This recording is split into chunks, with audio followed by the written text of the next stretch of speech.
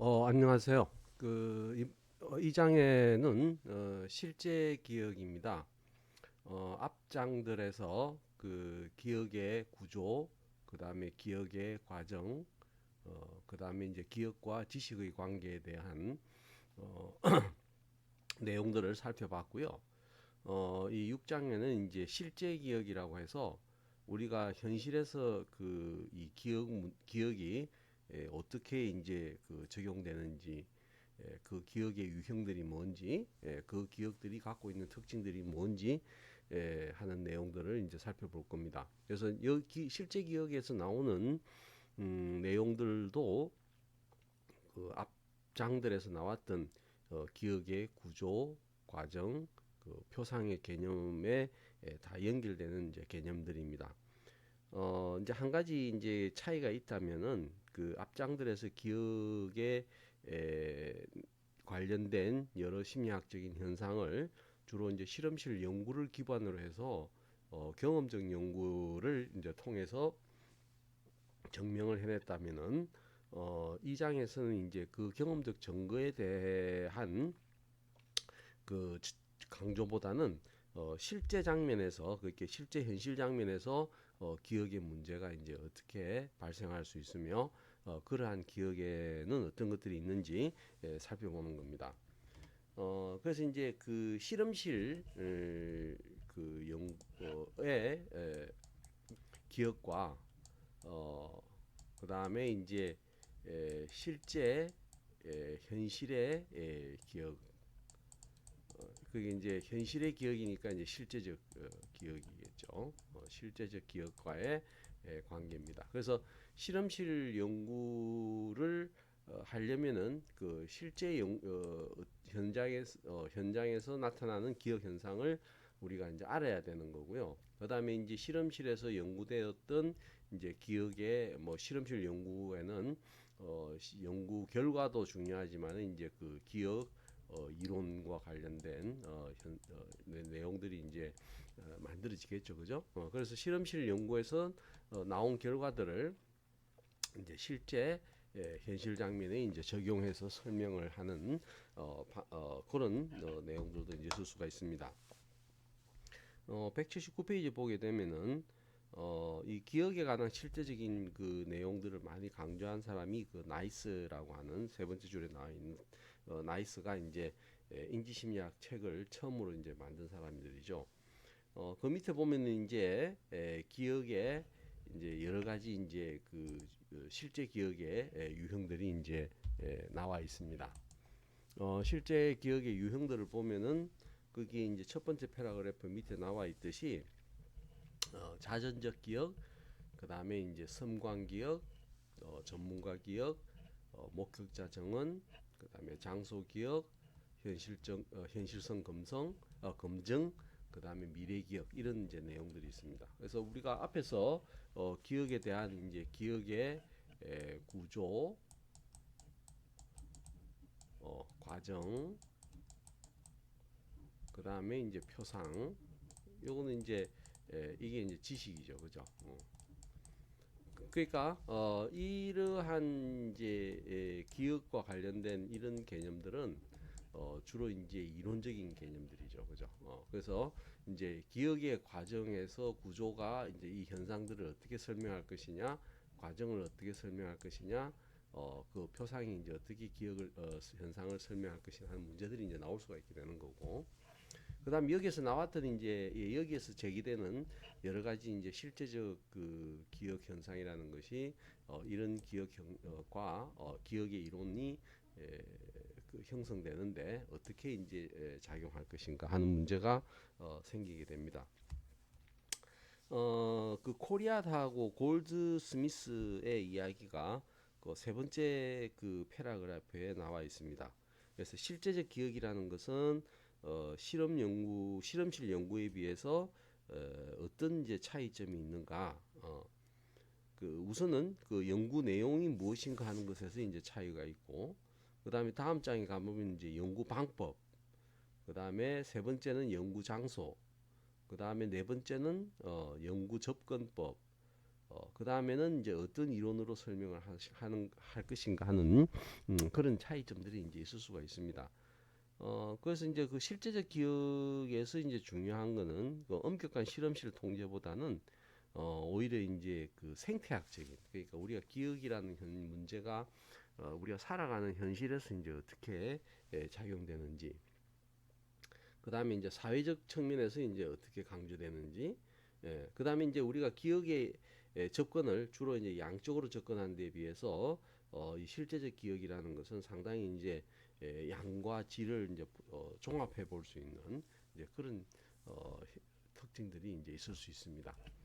어쨌든 이제 이 전체적인 기억을 한번 이제 더듬어 보면은요, 그 자전적 기억이라고 하면은 이거는 바로 우리가 기억 앞에서 기억 이론에서 배웠던 일화 기억의 특수한 형태다, 이렇게 이제 볼 수가 있습니다. 그 일화 기억이라는 것은 우리가 시간과 공간의 정보를 이제 갖고 있는 이제 기억이죠. 내가 언제 어디서 일어난 기억이냐 하는 문제인데, 여기 이제 자전적 기억이라는 것은 거기에 뭐가 들어 있냐면은 누가 했느냐 하는 것입니다. 그러니까 셀프라는 것이 이제 여기에 이제 포함이 되는 거죠. 그러니까 내가 언제 어디서 한 기억이냐 하는 거예요. 그러니까는 이제 이 나라는 것이 이제 들어가기 때문에 이 나와 관련된 기억 현상을 이제 설명하는 게 이제 부호화 과정에서 자기 참조 기억이 있었죠, 그죠? 그것과 이제 연결이 될 수 있는 현상입니다.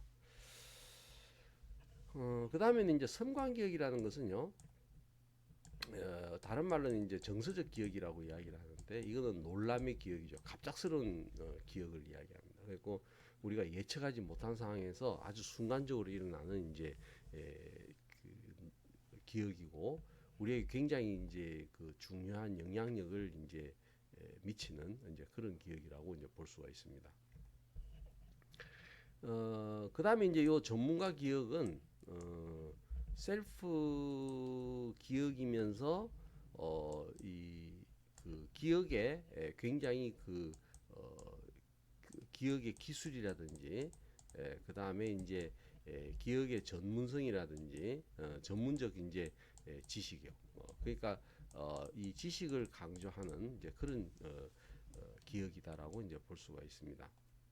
그 다음에 이제 목격자 증언은 나에 대한 기억이긴 하지만은 내가 제3자가 될 수도 있고 내가 직접 거기에 관여되는 사람들 될 수가 있는 것이죠. 그러니까 어떤 특정한 사건에 대한 어떤 그 기억을 이야기를 합니다. 그래서 이거는 이제 어떤 꼭 그 이렇게 뭐라 그러나 기억에 대한 사실이 정확해야만 되는 어떤 그런 현장, 그게 주로 이제 그 법적인 문제라든지 아니면은 이제 뭐 법적인 문제와 관련된 것이 대부분이죠. 그다음에 이제 범죄와 관련된 것이라든지 이런 어떤 사실이라는 것이 굉장히 중요하게 작용되는 경우에 이제 나타나는 기억 현상, 기억의 실제적 기억의 한 유형이라고 볼 수가 있죠. 그다음에 이제 장소 기억은 내가 기억을 했는데 언제 어디서 했는데 언제 어디서 중에서 이 어디서 했느냐 하는 것이 이제 강조되는 기억입니다. 그래서 내가 물건을 어디다 주었지, 그 다음에 내가 어디서 음식을 먹었지, 이런 기억인 거죠. 그 다음에 이제 현실성 검증이라는 것은 내가 수행한 기억을 기억하는 겁니다. 그러니까 내가 기억을 어떻게 했지, 내가 그 행동들을 어떻게 했지, 그 기억이 수행되는 행동들을 하는 과정에서 나타나는 그 기억에 대한 문제입니다. 그 다음에 이제 미래 기억은 이거는 이제 시간과 관련된 기억이기도 하고, 그 다음에 계획과 관련된 기억이기도 합니다. 그러니까 대부분 우리가 기억하면은 과거에서부터 현재까지 오는 내용들을 주로 이제 다루는데, 미래 기억이란 말 그대로 이제 앞으로 일어날 일에 대한 기억을 이야기를 합니다. 그러니까 미리 이제 일어날 것에 대한 예측이나 사고를 하는 내용들에 대한 관련된 기억이라고 이제 볼 수가 있습니다. 그래서 이런 이제 기억들을 다른 말로는 이제 에콜로지컬 메모리다, 그 다음에는 이제 여기처럼 이제 실제적 기억이다. 그 다음에 이제 또는 이제 현실적 기억이다. 이런 명칭들을 이제 붙이게 됩니다. 이제 그 한 개씩 한 번씩 살펴보기를 하죠.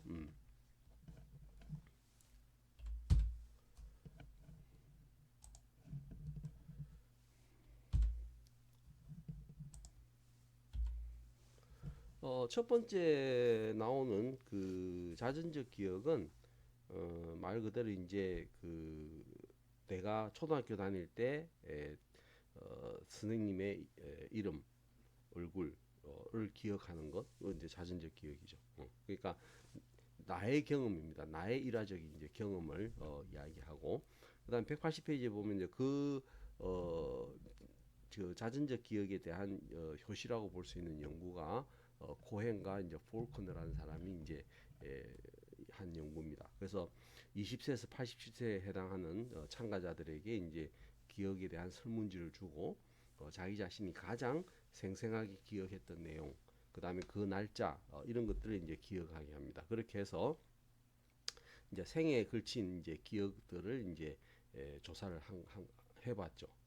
그랬더니 이제 어떤 현상이 나타났냐면은 비교적 이제 기억 회상에 대한 내용들을 정확하게 이제 기억해냈고요.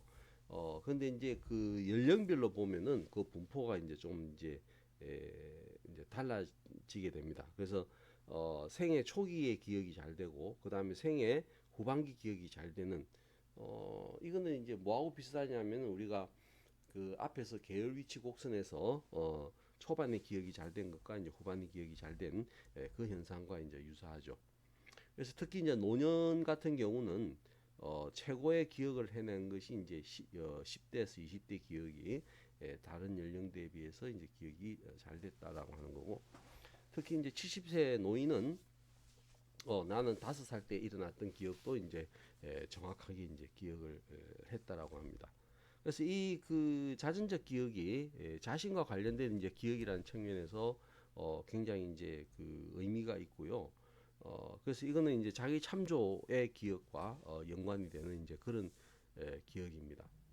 그럼 왜 이제 이런 그 자기와 관련된 이제 경험들이 기억이 잘 되느냐 하면 우선 자기와 연관된 거니까 거기에서 이제 기억에 출현되는 이제 빈도들이 높죠. 그러니까 자기 생활이라고 하는 것이 예를 들어서 이제 아침마다 집에서 일어나는 행동들을 자기 집에서 이제 일어나니까 다른 장소에서 일어나는 것보다는 자기 집에 해당하는 장소에서 일어나는 경험이 많으니까 자기 집을 다른 집보다는 더 잘 알게 되겠죠.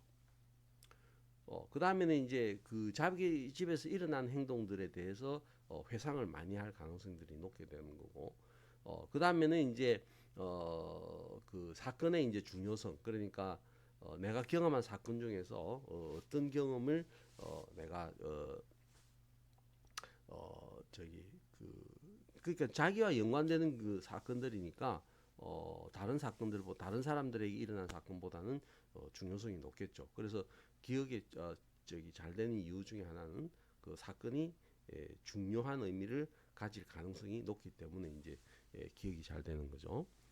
그 다음에 네 번째는 이제 개인의 개인이 갖고 있는 자기가 갖고 있는 영역 특수적 여러분들이 갖고 있는 심리학적인 지식 이런 것들이 이제 있을 때 그 지식과 연관되는 기억들은 이제 기억이 잘 됩니다. 요거는 이제 나중에 뒤에 보면은 그 전문가 기억에서 나왔던 현상과 연결이 될 수 있습니다.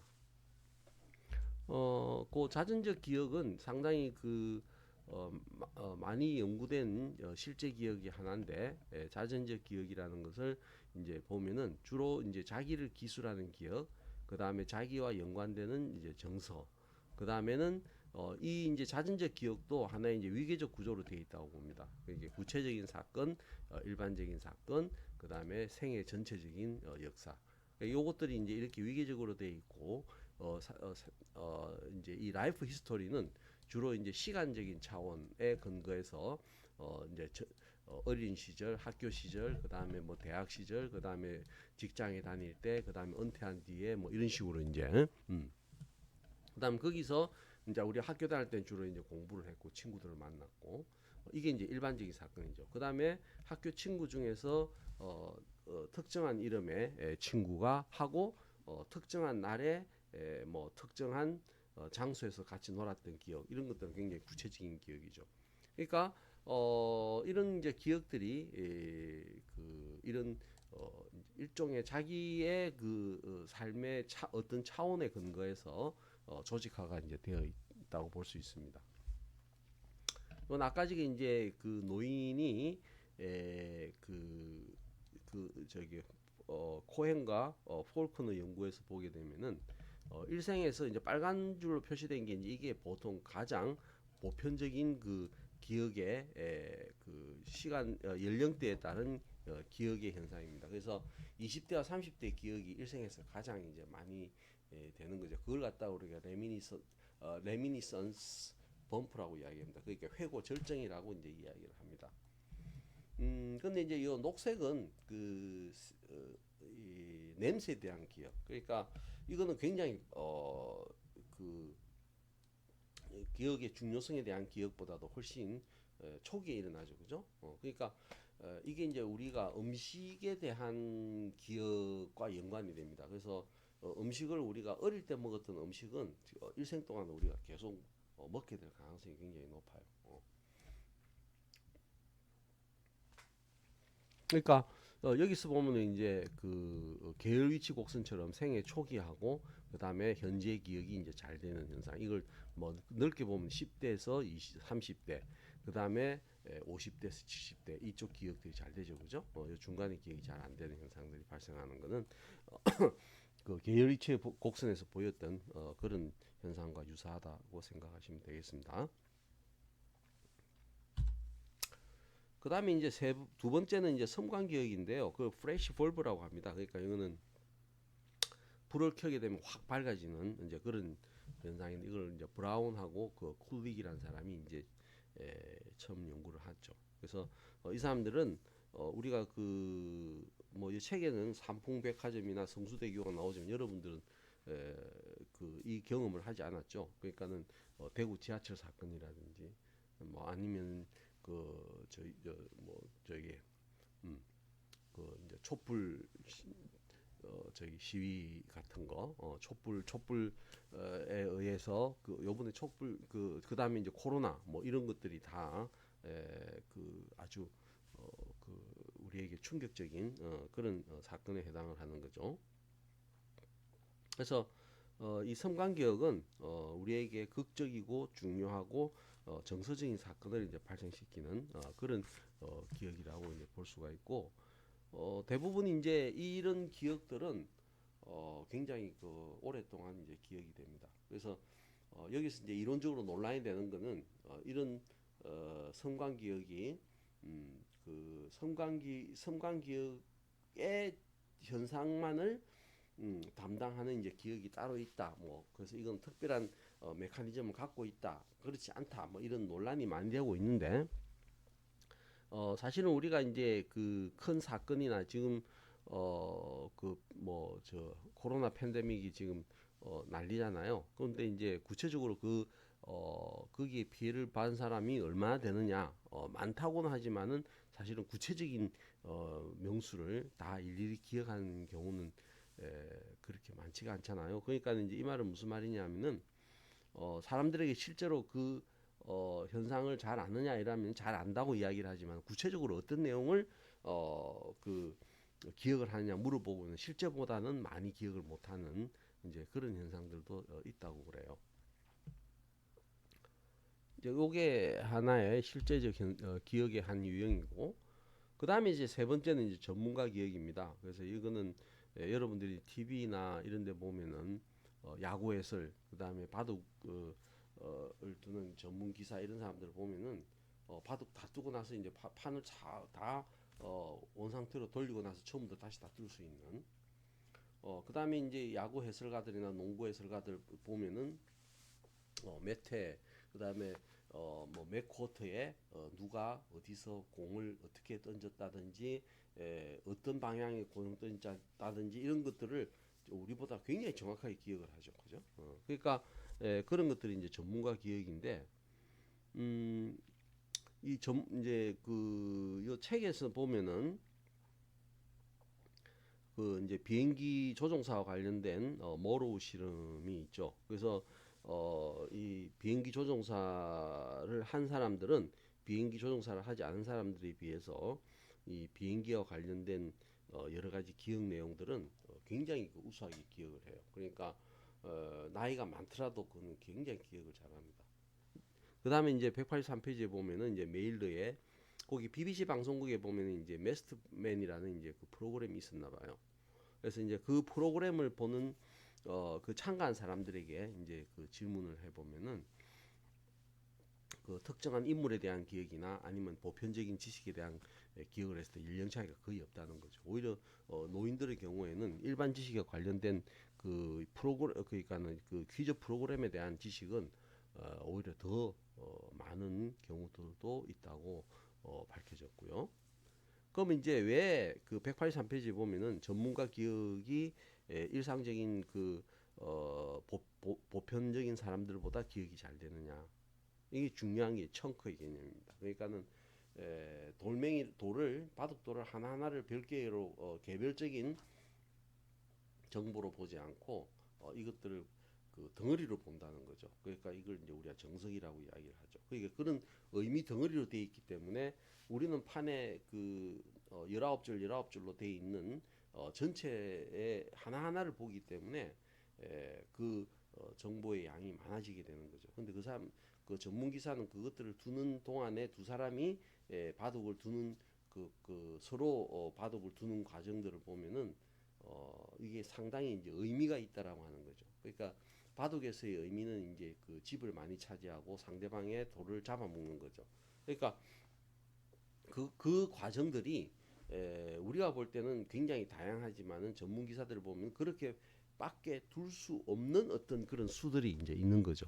그러니까 그것들을 알기 때문에 어, 여러분들 집에 갈 때 집에 가는 골목들은 뭐 한 번만 지나가도 어디로 오늘은 어디를 통해서 왔다 라는 걸 정확하게 기억하는 것과 똑같은 겁니다.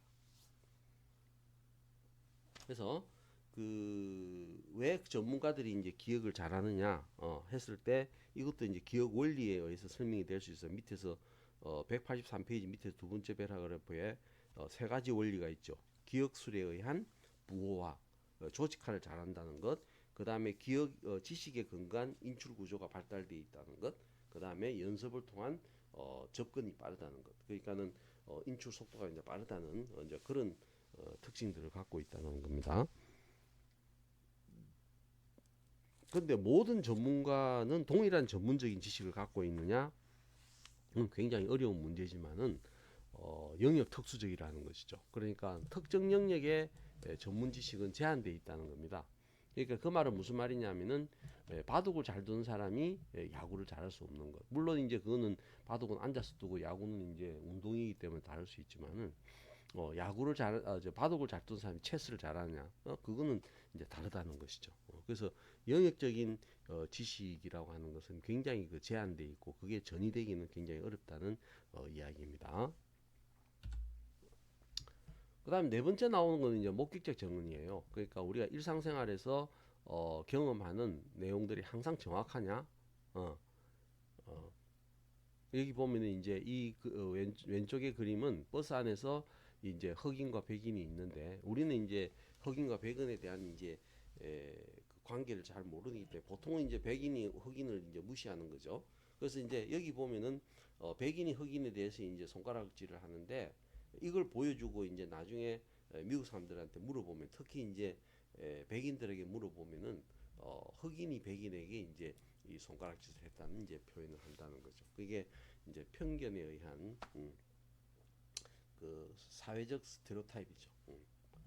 그다음에 이제 또 그 로프트스 등이 이제 한 연구들인데 자동차가 두 개가 이제 서로 부딪혔다라고 할 때하고 충돌했다 할 때하고 부딪혔을 때는 그냥 차가 조금 찌그러졌다고 이야기를 하는데 충돌했다 그러면은 굉장히 그 많이 부서졌다. 또 사람이 다치지 않았냐 이런 추론을 해내는 경우들도 있다는 것이죠.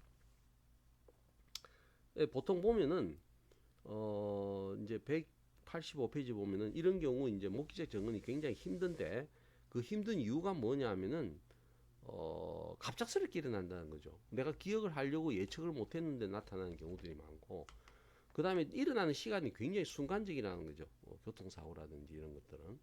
그러니까 짧은 시간에 일어나는 사건들을 기억한다는 게 굉장히 어려운 겁니다. 그래서 우리가 이제 그 영화나 드라마 같은 데 보면 이제 저거 있죠. 그 이제 취조할 때 너 이 사건 너 범인이지 뭐 이렇게 이야기를 이제 하는 경우들이 많잖아요. 근데 이제 대부분이 이제 이 저기 뭐야 목격자 증언의 경우는 조금 전에 말씀드린 것처럼 너무나 순간적으로 갑작스럽게 짧게 일어나는 거기 때문에 기억이 제대로 안 된단 말이에요. 그러면은 왜곡될 가능성이 굉장히 높죠. 그래서 이제 이런 것들을 보다 정확하게 이제 기억을 해내게 하는 방법들인데 그걸 우리가 인지적 면접이라고 이야기를 합니다. 여기 보면 이제 185페이지에 두 번째 패러그래프에 나와 있죠. 그러니까는 이제 그 같은 사실을 여러 번 경험하게 하고 그 다음에 구체적으로 이제 기억을 하게 하고 그 다음에 순서를 바꾸어서 기억을 하게 하고 이제 여러 관점 그러니까는 자기가 이제 당사자가 되거나 아니면 관찰자가 되거나 이런 식으로 관점을 바꾸어서 이제 물어보고 이렇게 계속 하면은 실제의 기억보다는 훨씬 그 기억을 많이 해낸다는 이제 그런 연구들이 있습니다. 그 다음에 이제 다섯 번째 나오는 거는 이제 장소 기억인데요. 이거는 이제 오히려 우리 심리학보다는 환경이나 환경 심리학과 같은 응용 영역이나 건축학 등에서 더 관심이 있죠. 이거는 어디에 있는 그게 기억이 어디에서 일어났느냐 하는 겁니다. 그래서 대상에 대한 방향, 위치, 거리, 주변 대상, 에 관련된 이제 기억들이에요. 그래서 요것과 유사한 것이 이제 샤크라는 사람이 사실과 근원, 그게 소스 메모리라고 이제 명칭을 이제 붙여서 그 이론화하는 이 기억 이론들도 있습니다.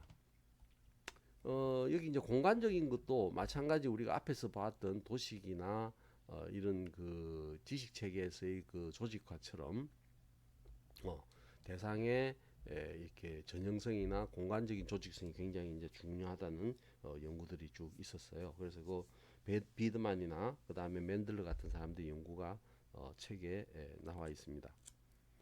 187페이지에 보면은 그 유독이 그 장소를 잘 찾는 사람들이 있죠.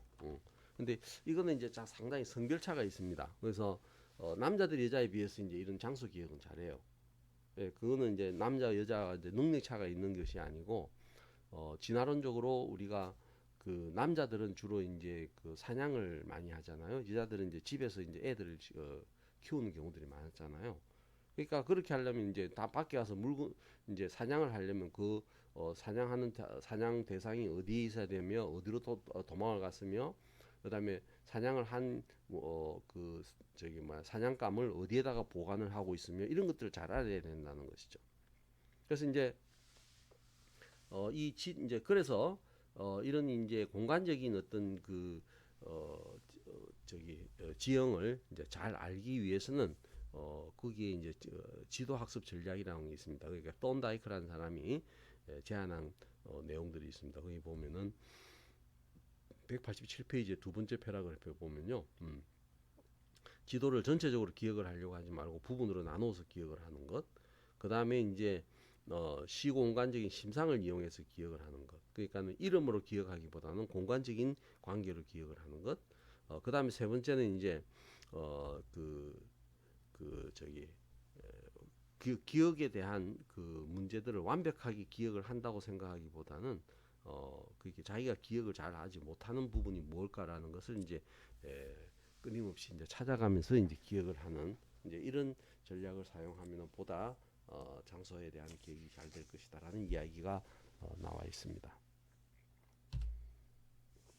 그 다음에 여섯 번째하고 일곱 번째는 현실적 검증인데 우리가 이제 집에서 나올 때 내가 저기 뭐야 그 가스불을 껐나? 그 다음에 내가 열쇠는 제대로 그 집어넣고 나왔나? 뭐 이런 이제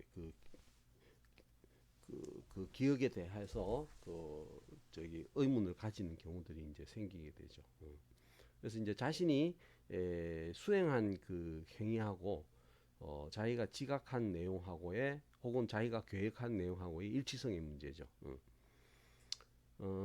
그래서 이제 이거는 뭐 그 우리가 실제 행위하고 그 다음에 내가 기억에서 이제 그 생각한 내용하고가 뭐 명확하면 명할수록 일치되면 일치될수록 좋겠지만은 그 우리가 이제 대부분 그런 경우는 이제 열쇠 같은 경우도 자동적으로 나오잖아요. 그러니까 그 자동화된 것은 내가 우리가 기억하기가 상당히 이제 그 어렵습니다. 그래서 이제 그렇기 때문에 이제 가능하면은 현실적이고 감각적이고 물리적인 단서에 기반해서 우리가 현실적인 검증을 하려고 하는 이제 그런 어, 방식의 기억을 하는 게 이제 유리하고 그 다음에 이제 미래 기억은 뭐냐 하면은 일곱 번째라고 이제 나와 있죠. 이거는 뭐냐 하면은 우리가 이때까지 기억이라면 보통 과거에 일어났던 것을 이제 저장하고 그걸 인출하는 건데 이 미래에 대한 기억이라는 것은 앞으로 일어날 것에 대한 미리 활성화를 시키는 거예요. 그 다음에 계획을 하는 거예요. 그래서 이제 이런 거기 때문에 우리가 이전에 했던 기억을 저장한 것을 인출하는 거하고는 또 상당히 다르죠. 그래서 대표적인 게 이제 여러분들이 이제 친구와 약속, 그러니까 다음 달에 친구하고 약속을 할 때 그 친구하고의 약속을 지키기 위해서 어떻게 합니까? 물론 수첩에 적어 놓은 경우도 있지만 그렇지 않으면은 중간중간에 점검을 해야 되죠. 그러니까 그 모니터링이라고 그러죠. 그 다음에는 이제 그 기억에서 계속 그런 인출을 해야 그게 이제 계속 잊어버리지를 않죠. 그래서 이제 이러한 계획을 보다 잘 하기 위해서는 그 저기 어떤 것이 중요한 거냐, 그 다음에 또 내가 그 기억을 얼마만큼 하려고 하느냐, 그 다음에 다른 사건들과 어떤 간섭이 없느냐, 이런 것들 이제 이런 것들을 생각을 해봐야 됩니다. 그래서 그런 것들을 주변에 그 우선순위가 낮다든지, 그 다음에 동기가 떨어진다든지, 그 다음에 간섭이 많으면 이제 기억이 안 되는 경우들이 많죠. 이거를 이제 우리가 멘탈 트래블이라고도 이야기를 해요. 그러니까는 이 정신적인 여행이다. 그래서 과거에 이제 머물러 있는 사람, 옛날에 이제 주로 옛날 사건만 주로 나이가 들면 이제 옛날 사건을 이렇게 생각을 많이 하죠. 근데 이제 젊은 사람일수록 이제 미래에 대한 생각들을 많이 하잖아요. 그래서 앞으로 내가 어떤 직장을 가져야 될까? 그 다음에 대신에 이제 과거에 대한 생각들은 별로 안 하죠. 근데 이게 이제 나이가 가면 갈수록 과거가 이제 많이 쌓이게 되고 이제 미래가 적어지게 되는 거죠. 그러니까 어릴 때는 이제 과거인지 미래인지가 필요가 없죠. 그러니까 미래에 대한 생각도 못 하고 과거에 대한 경험도 없으니 현재에 사는 거죠. 현재에 살다가 미래로 갔다가 그 다음에 이제 그 과거로 이제 다시 돌아가는. 그래서 이제 나이가 드신 분들은 이제 옛날 생각들을 끄집어내므로써 이제 그 자기를 이제 다시 되돌아보는 이제 경우들이 생기잖아요. 근데 이게 이제 정서적인 거하고 굉장히 연관이 될 수 있습니다. 그러니까 그 말이 무슨 말이냐면은 미래에 대한 생각을 많이 하는 사람들은 과거와 미래를 이제 쭉 왔다 갔다 이제 하죠.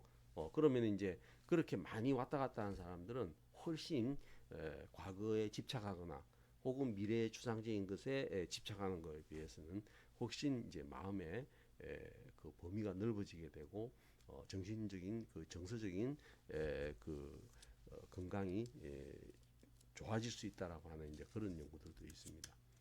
요거는 아직 그 뭐 이런 연구들이 지금 많이 이제 요즘 많이 이제 나오는 그 연구 유형이라고 보시면 되겠고요.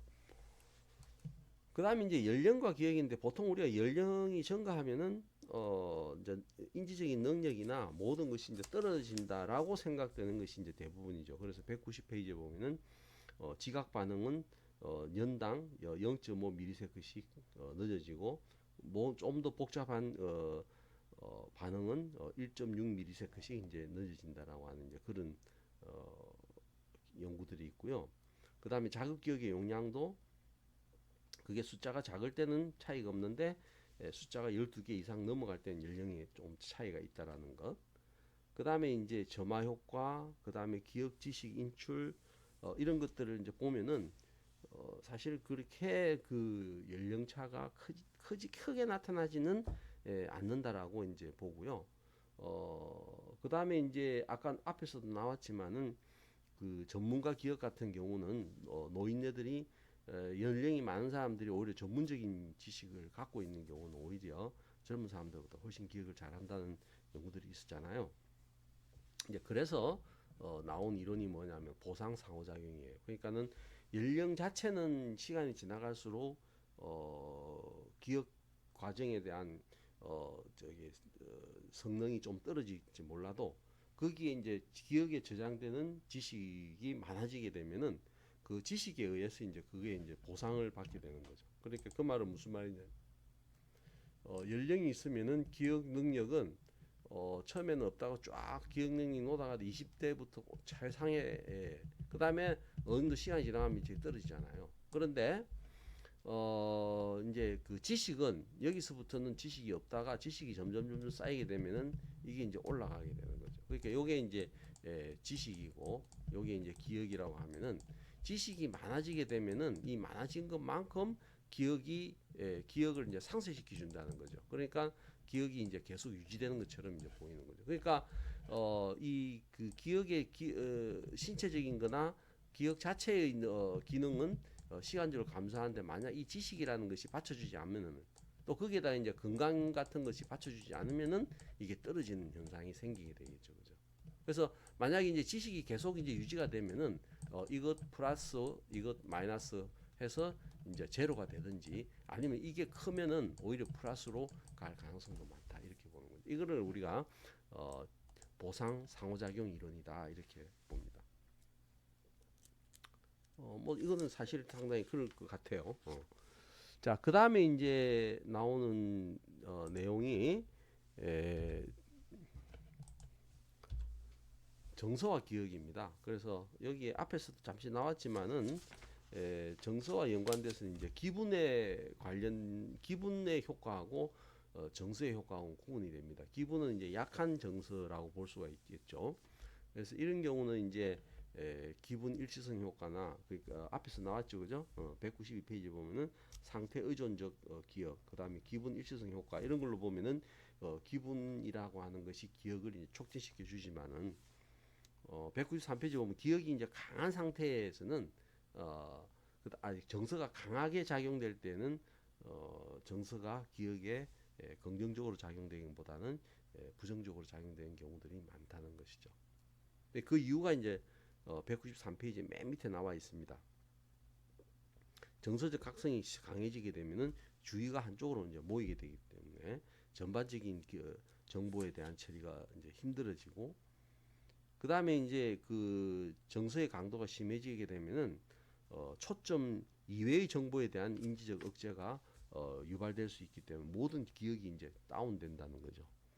그 다음에는 이제 인출 시에서 그 정서 상태가 이제 그 저기 뭐 약화한다더라도 부화 시에 정적으로 이제 작용된 것이 인출 시에 만약 그게 이제 안 받쳐주면은 기억에 이제 손상이 될 수 있을 가능성이 높다든지 그래서 그 우리가 이제 그 긍정적인 정서는 비교적 그 기억에 촉진시키지만은 부정적인 정서가 강하게 되게 되면은 기억은 오히려 떨어질 수 있을 가능성이 높다는 이야기를 이제 거기에 쓰고 있습니다.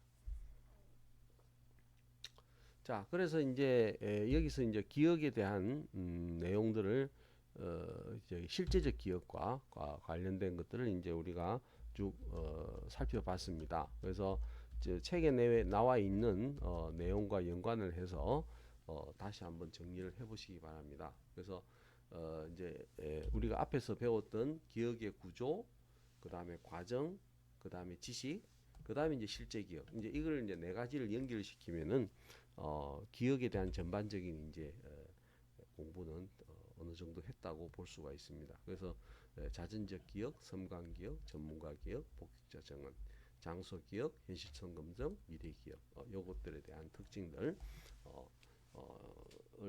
잘 정리해 주시기 바랍니다. 그 다음에 이제 이 PPT에는 쓰지는 않았는데 그 194페이지에 보면은 이제 기억의 망각과 정진에서 기억의 망각의 유형이 나오죠.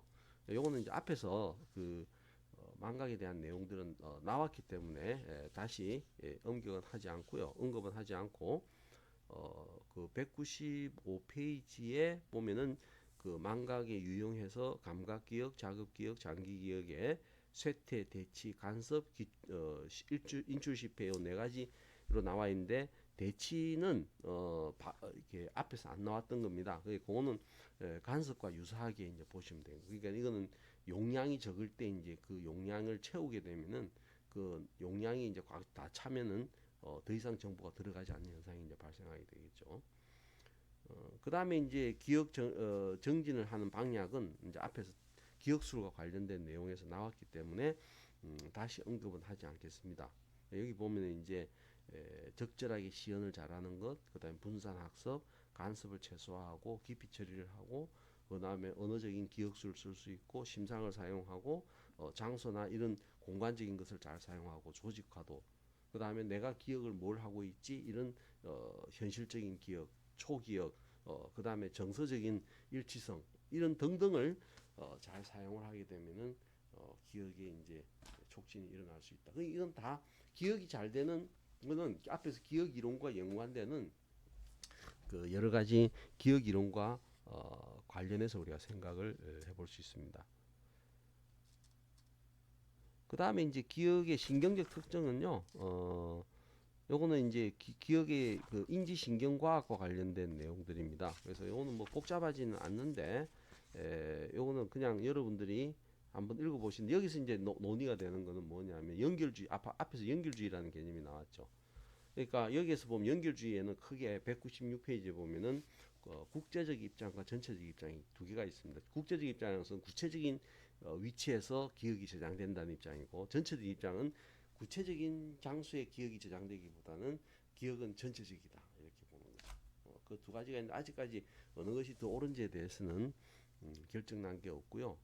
그 다음에 이제 주로 기억은 언어적인 그 처리와 관련된 척두엽, 그 다음에 198페이지는 전두엽, 이 이제 그 제일 극단에 있는 기억 처리 장소고요. 그 다음에 이제 여러분들이 잘 아는 이제 그 해마, 이게 이제 이제 그 전내 내에 들어있는 메커니즘, 이 두 가지가 이제 상호작용을 하는 이제 이런 형태로 이제 기억이 진행이 됩니다. 뭐 그것도 상당히 이제 뭐 복잡하지만은 이 책에 나와 있는 정도로만 여러분들이 이제 정리를 해주시면 되겠습니다. 그 다음에 뭐 기억 장애가 나오는데 요거는 그냥 이렇게 되어 있다라는 것만 보고요. 그 다음에 203페이지 보면 이제 전체적으로 이제 대뇌 부위, 그 다음에 기억 체계, 기억 기능, 그 다음에 손상 효과, 이제 이것들을 이제 종합해 놓은 표가 있습니다. 그림 6-1에. 그래서 요걸 보면서 전체적으로 한번 정리를 해 놓는 수준으로만 하십시오. 그래서 실제 기억에 나와 있는 내용들을 근거로 해서 정리를 해 놓으면 되고요. 뒤에 이제 나오는 그 부분, 그러니까 망각하고 그 다음에 기억의 신경적 특성은 그냥 이 책에 있는 내용들을 그냥 참고하는 정도로만 여러분들이 보시면 되겠습니다. 자, 그래서 이제 지금까지 이제 여러분들이 공부한 내용을 정리를 이제 전체적으로 해보면은 우리의 기억이라고 하는 것이 굉장히 여러분들이 지금까지 알았던 것에 비해서는 굉장히 복잡하죠. 그리고 이제 그런 내용들이 이제 여러분들이 익숙하지 않았기 때문에 좀 기억이 잘 안 되는 부분들도 있을 거예요. 근데 이제 이것도 여러분들이 이제 인지심리학에서만 끝나는 것이 아니고 이게 이제 기억의 문제가 다른 인지적인 문제와 연관이 될 수 있고, 이게 또 이제 응용이 되게 되면 아까 기억 장애라든지 이런 것과 연관이 될 수 있는 거고요. 그다음에 임상적인 장면과 이제 연관이 될 수 있고, 또 정서와도 연관이 되고, 이게 이제 인간의 어떤 인지적인 그 핵심 영역이기 때문에 여러분들이 잘 이해를 해놓을 필요가 있습니다. 그래서 이걸 해놔놓으면은 다른 영역에 이제 연결이 될 수밖에 없는 그런 현상이라고 보시면 되겠습니다. 그래서 지금까지 이제 쭉 그 네 개 장에 대한 공부를 했고요. 그 다음에 이제 다음 주에 선생님하고 그 기억의 과정, 그 다음에 그 앞에서 다 못했던 내용들에 대한 것들을 이제 저기 질문을 통해서 이제 설명을 받고, 오늘 이제 오늘 설명한 내용들에 대해서도 궁금한 게 있으면은 다음 주 월요일 날 질문을 해주시면 질문으로 또 다시 한번 이해를 할 수 있는 기회가 만들어질 수 있습니다. 그렇게 하고요. 이제 거의 끝나면 다음 주는 다음 주에 이제 여러분들이 이제 설명이 다 되면은 저기 언어 쪽으로 이제 넘어가죠. 그래서 언어도 7장이 이제 구조고, 8장이 이제 언어 이해가 있는데, 7장이 이제 구조라고 하는 언어학적인 입장이에요. 그다음 8장의 언어 이해는 이제 심리학적인 입장입니다. 그래서 요것도 내용이 적지가 않아요. 그다음에 9장이 이제 언어 산출에 대한 건데, 여기서 선생님이 발췌를 해갖고 언어에 대한 중요하게 여러분들이 알아야 되는 내용들만 다음 주 이제 강의하면은 다음 주 하고 그 다음 주 첫 번째 하면 이제 끝나잖아요, 그죠? 그러니까 지금 이제 선생님하고 강의는 동영상 강의는 이제 두 번밖에 못 하는 거죠. 그 다음에 줌 강의는 두 번이고 동영상 강의 한 번인데, 세 번 만에 이제 얼마만큼 나갈 수 있을지, 그거는 하여튼 선생님이 노력을 해서 그 언어 부분은 세 장을 가능한 한 그 안에서 핵심적인 내용만 선생님 잘 뽑아서 말씀을 드릴 테니까 여러분들도 그렇게 알고 준비를 해주시면 되겠습니다. 오늘 강의는 이렇게 끝내겠습니다. 감사합니다.